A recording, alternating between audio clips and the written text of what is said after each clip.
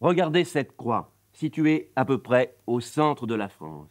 Eh bien, cette croix marque un lieu où la réalité va bientôt dépasser l'anticipation. C'est la raison pour laquelle nous sommes dans un petit village du Cher appelé Nançay. Depuis, la télévision française a fait des progrès en infographie. Nous sommes en 1961.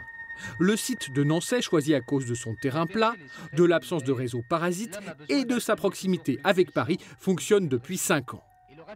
À l'époque, l'enjeu est de recevoir des images venues de pays lointains. Fin 1961, cette année donc, des images expérimentales. Et en 1965, les réalisateurs de la RTF pourront avoir dans leur régie toutes ces images, de New York, de Moscou, de Tokyo ou de Melbourne. Chez vous, en direct.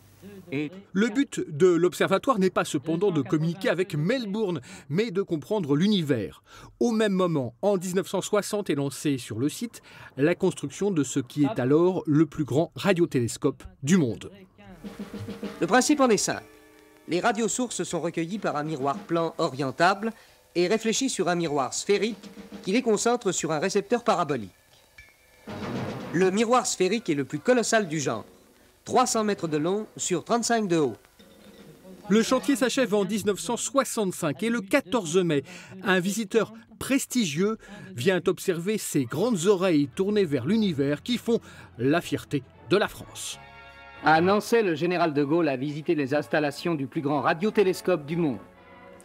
Depuis, Nançay a été dépassé mais reste tout de même le 4e plus important radiotélescope du monde et le 2e en Europe.